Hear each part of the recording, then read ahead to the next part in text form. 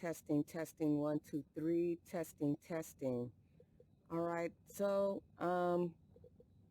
I have my Oculus set on right now. I've been working on creating my first VR first-person shooter.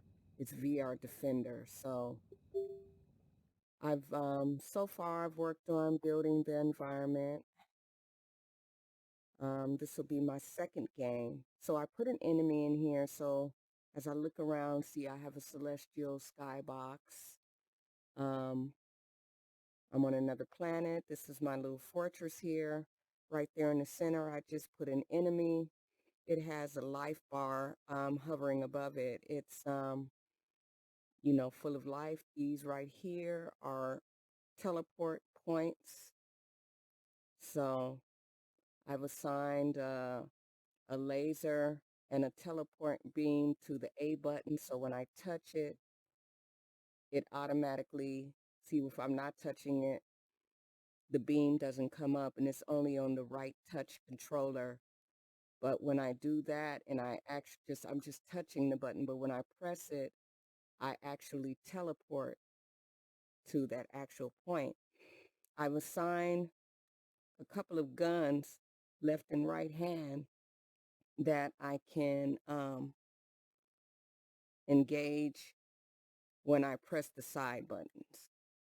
So right now what I'm testing, since I have this enemy, I just put this enemy in here, is to find out how many hits, and put on my laser, how many hits before this enemy is destroyed. 5 hits.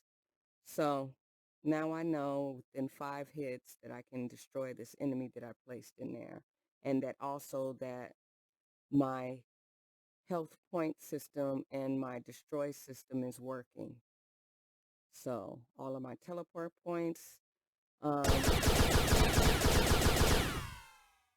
my gun and my bullets, sound effects. Now see the hit mark, they're lingering a bit too long for my face. You see yellow hits, they're delayed before they disappear. But so far on the collisions. All right, that's it for now. Ooh, let me see.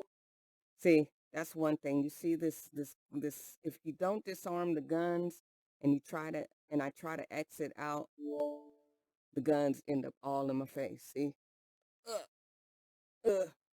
And that is disconcerting for the eyes.